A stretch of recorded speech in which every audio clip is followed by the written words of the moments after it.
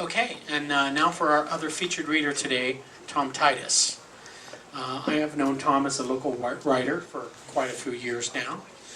We both have attended poetry and writers events at Tsunami Books over the years, and I've heard him read several times and had the distinct pleasure of sharing the featured reading stage with him at Poetry for the People at Rye Restaurant this past January. We had a great time, and our readings were well received by an appreciative audience. Of course, I asked Tom to send me a short bio, and this is what it says. Tom Titus is an author, runner, forager, father, grandfather, and free-range philosopher who writes at the messy interface of human experience and the natural world. Somehow, he managed to corral divergent paths in music, education, and biology into a BA in biology at Western Oregon University and a PhD in evolutionary genetics at the University of Kansas. Tom pays his bills as a geneticist and instructor at the University of Oregon.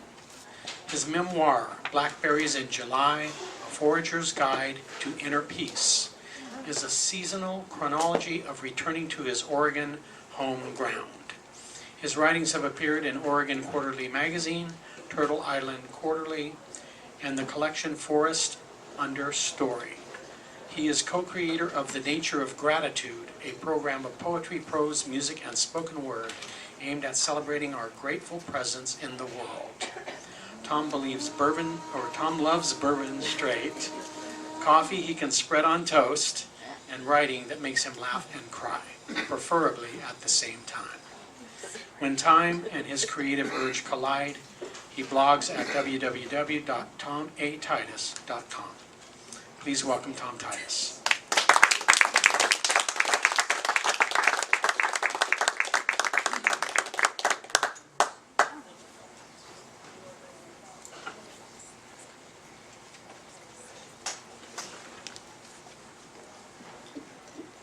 My ongoing struggle.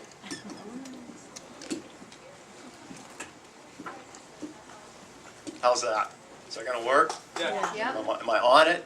Yeah. Thank you, Stephen and Charles.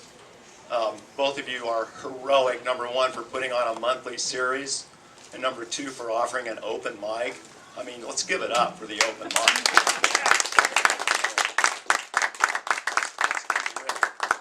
Thank you all for participating later today. Happy Mother's Day, incidentally.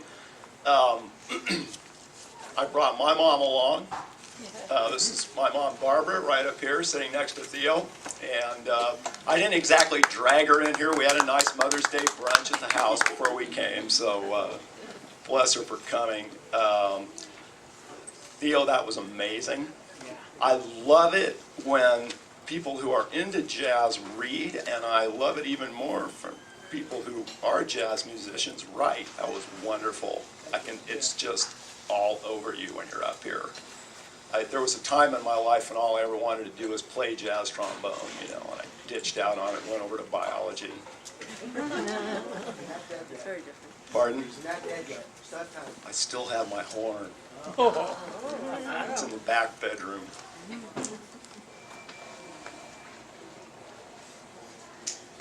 I chose and I really wish I'd gone first. Oh my goodness. I chose a series of short readings, and a number of them in honor of Mother's Day actually include Mom in there, so we'll see how it goes. There's probably more up here than I can get through, which is probably good because I have a 5-minute turnaround here at the end, right? This first piece is an excerpt from a chapter entitled Smith River Memorial Garden, and it's in my book, Blackberries in July. There's some back there on the table, and if you really just, if you buy all those, I have more under my chair, so feel free to have at it. I'm kind of saturated in the local market, but I don't know if I've ever read this piece to an audience before, so here it is. Just a little bit of a backstory. Just before this piece was written, the neighbors, who happened to be a logging company, clear cut the place. And it's too sad really to read. I decided I didn't want to read sad stuff so much, so I kind of skipped over that. But there is it returns to that at the end, so you can know that in the background that had happened.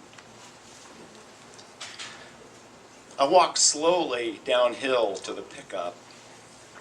Inside the canopy cover is a plastic grocery bag with 5 varieties of bean seeds and an assortment of scavenged containers. A cottage cheese carton, a jam jar, some repurposed sandwich bags. The beans all came from Mom, who has diligently grown the plants and saved the seed for many years. They came to her from various places: Swedish browns from Grammy, her mother, red kidneys from Cousin Maggie, tongues of fire, yellow eyes, and cannellinis ordered from seed catalogs many winters ago. During the time that Grammy lived with Mom and Dad, basketfuls of beans were grown so that Grammy could occupy her winters sitting in the living room shelling seeds from dried pods. The beans occupied her hands, made her feel useful. Now Grammy's gone, and there's been some talk of Mom and Dad moving to Eastern Oregon where the climate's inhospitable to bean growing. Things change, and the time has come for the next generation of humans to carry the next generation of beans into the future.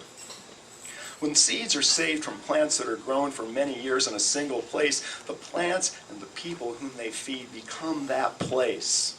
This plant-human relationship is fundamentally physical. Within a few seasons, the genetic makeup of these crops is already being molded by soil and weather and human choice. For Mom's beans, the strongest plants made more of themselves, and the largest seeds were selected and planted the following year. When surplus beans are eaten, their proteins are dismantled and recomposed into enzymes, activate the myriad chemical reactions that keep our physical cells running, including the firing of our brain cells that become choices that allow the best beans to persist. So Mom's beans have, in a very direct way, become both her and her place in this bioregion. They will also become part of everyone with whom she shares a handful of seeds.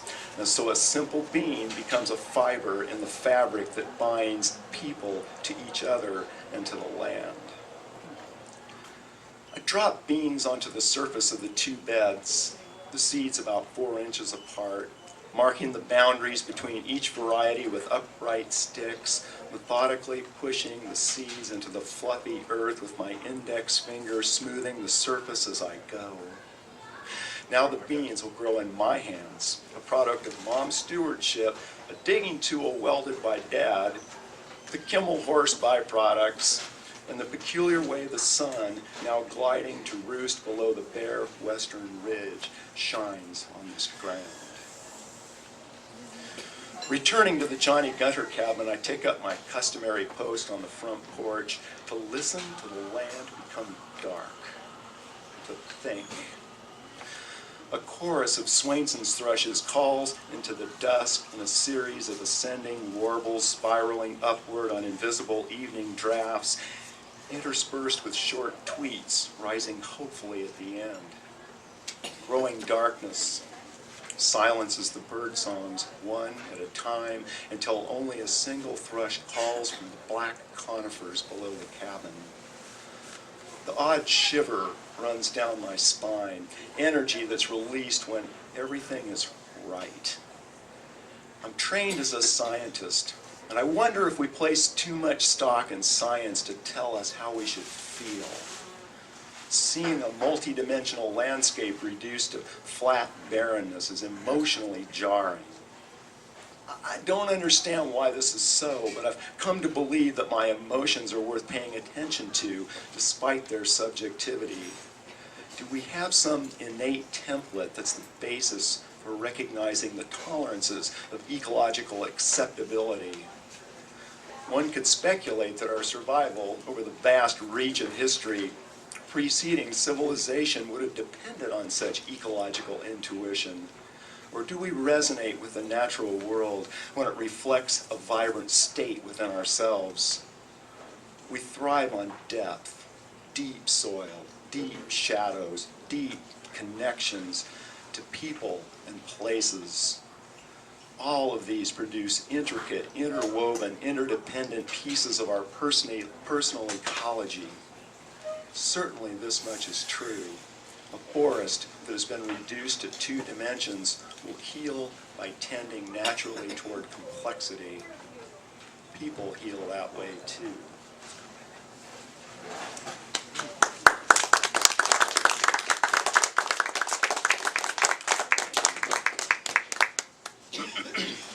I'd drag a little humor in here. This one also includes Mom. I don't know if you've read this one, Mom. Maybe better if you haven't.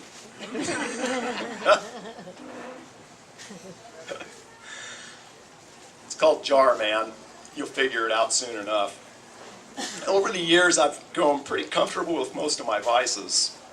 But there's one particular problem that dogs my days, one that's utterly hopeless. I'm a jar-aholic. Mind you, I don't lust for just any old jar.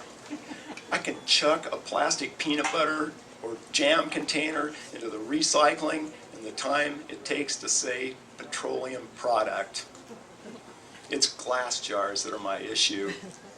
I love the heft in my hand, the way they show off their contents when full, their sparkling transparency when empty and clean. I love the long cycle of their lives, the filling and eating and washing and cleaning and storing and refilling. They have a permanence that stands against the crazy-making transience of this throwaway high-speed world we've concocted. At least that's my excuse. But the depth of my problem became very apparent on a trip to the Northeast to visit my son and his family.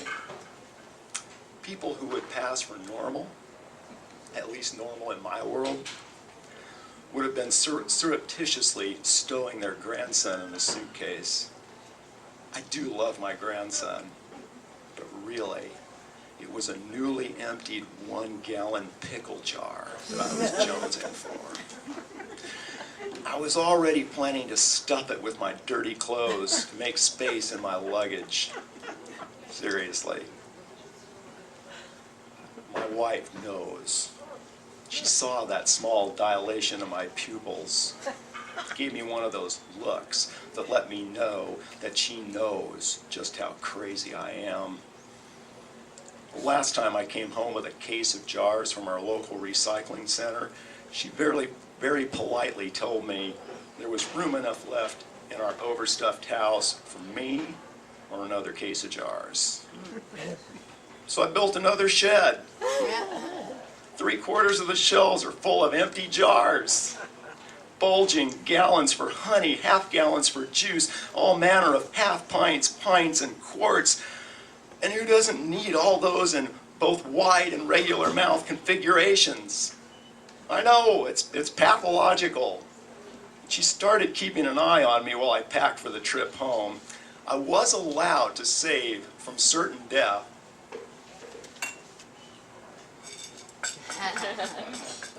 A smaller half-gallon pickle jar with some pretty designs molded on the sides. I crammed it with dirty underwear and t-shirts. She even fished the matching lid out of the garbage.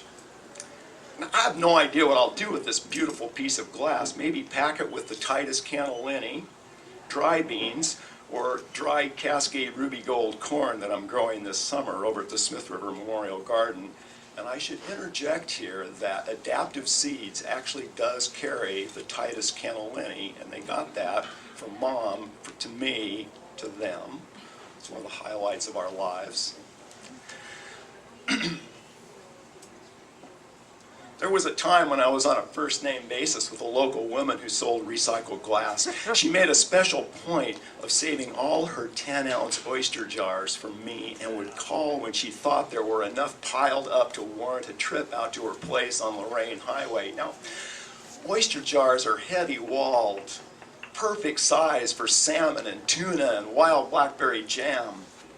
because most folks blithely toss their canning jars into the recycling bin, I never hand these 10-ounces out when we give food for holidays. Because nearly all oysters are now sold in plastic jars, and those perfect pieces of glass will never be made again. By the way, I have enough in the pantry now that I had to put them in my will. I brought one of these home from New York as well. My lust for jars has come naturally. Mom, in her 80s now, and is still an unrecovered jar addict. She has no intention of kicking the habit. Recently, she needed some help looking for a box of copper cookware in a storage area above the pantry. I lost count of the cases of canning jars that needed to be moved to find that box of pots and pans. She chose the right person for the job. Not only did I withhold judgment, I love those boxes of jars. Our shared jar problem could send you off into the unresolvable weeds of nature and nurture. Let me know when you get it worked out. The bottom line is this: Mom knows who she raised. She's unapologetic, and so am I. Canning season is coming, and we'll be absolved for another year. My tomato jungle will become pints of red sauce the color of raw meat. The pear-stagging limbs will be relieved of their load, and peeled white fruit packed into wide-mouthed quarts topped with bronze honey syrup.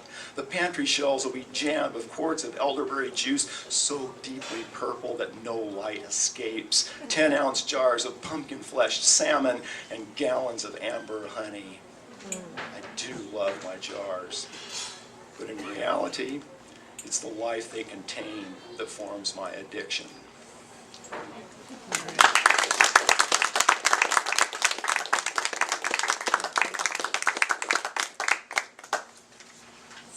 Gotta get serious now.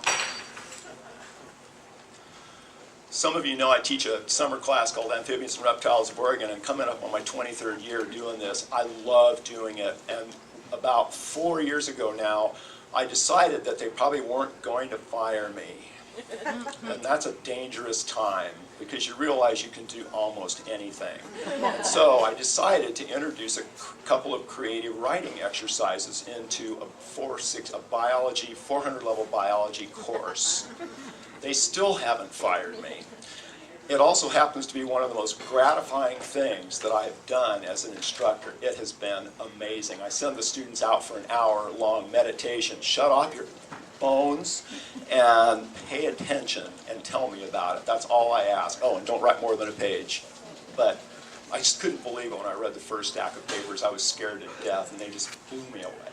Blew me away. Of course, the other part of the deal is I read to them before they go out.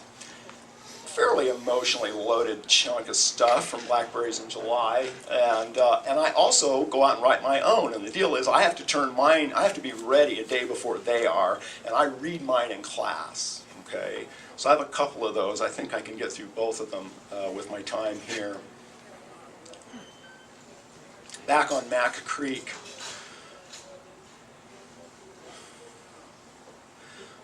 My ears are soaked with the pummeling sound of water, a white curtain roaring over a downed cedar snag, roiling the clear pool below. The current dashes downhill, forking around an oblong boulder riddled with holes, childhood scars left when hot air burbled from fiery young liquid, barely escaping near eternity in a cell of cold stone.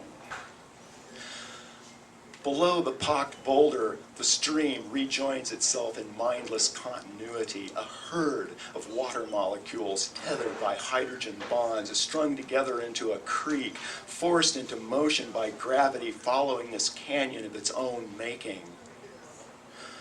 Water, clear as Buddha mind, flows beneath standing dead cedars, their roots drowned when the impetuous stream changed course.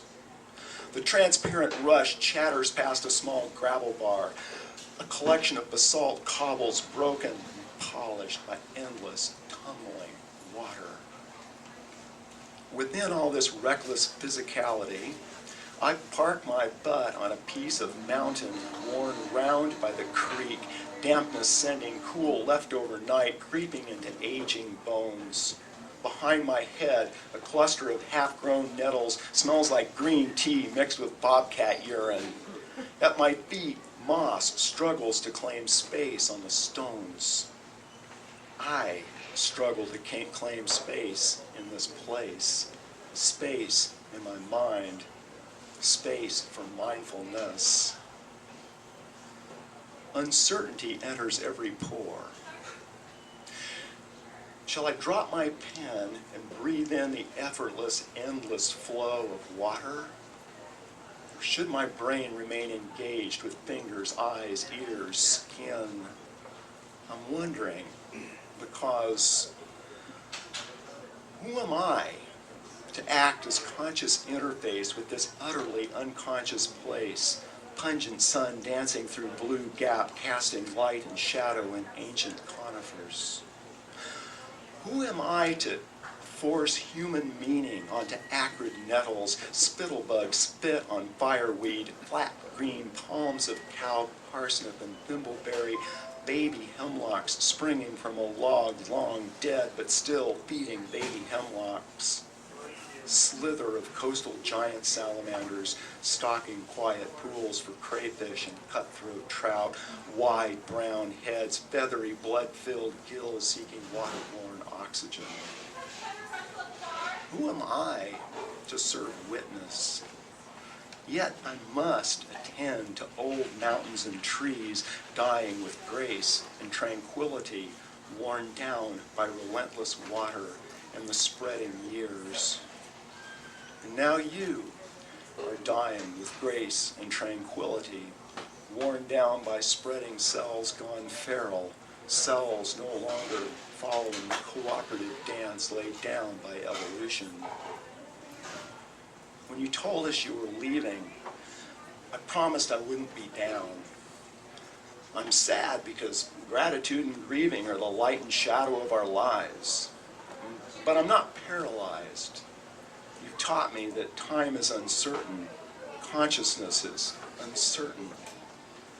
So I'll toss this bright pebble of your life into this clear pool, watch ripples spread outward to meet the sweeping current.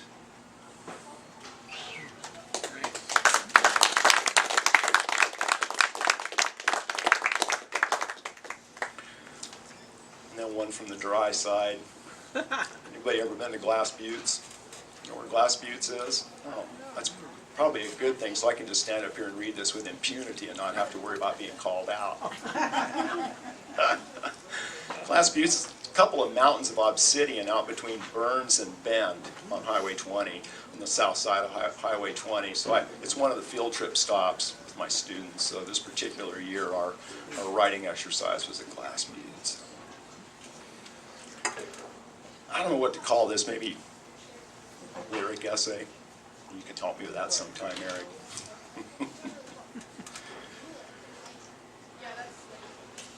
Twin mountains riddled with obsidian tower across the valley.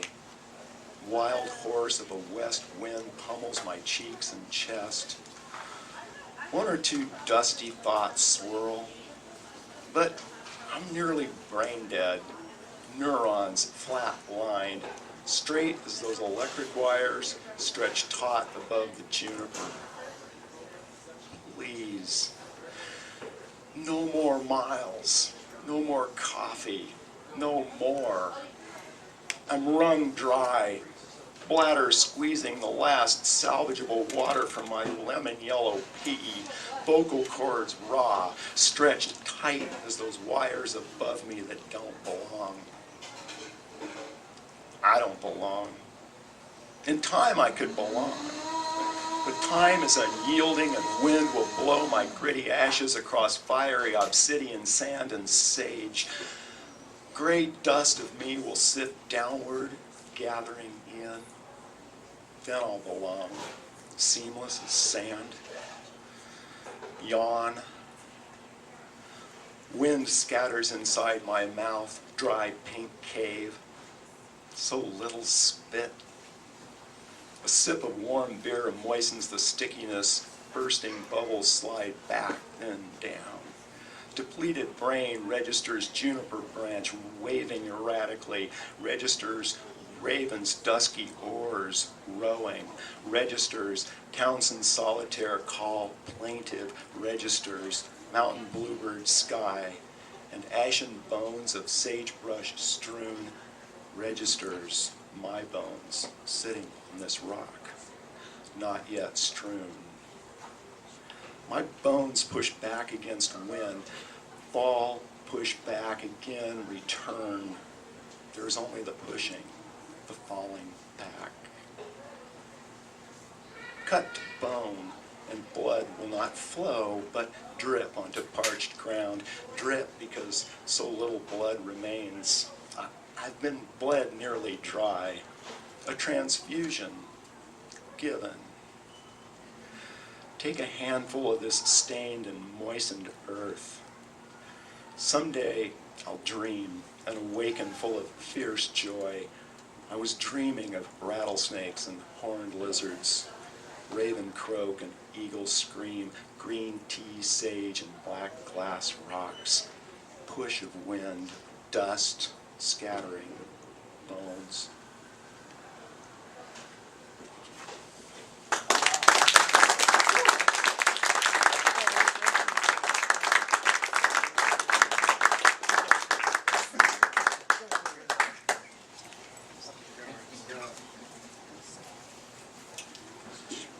Love those jars. Thanks so much, Tom. Let's give Tom Titus another hand. Okay, so they gave us some coupons for $1 off any drink if you're planning, if you don't have one and you're planning to get a drink over there during the break. I've got some coupons. And let's take we got a full list on the open mic, so let's take a short break, let's say about 5 minutes, and I'll see you back.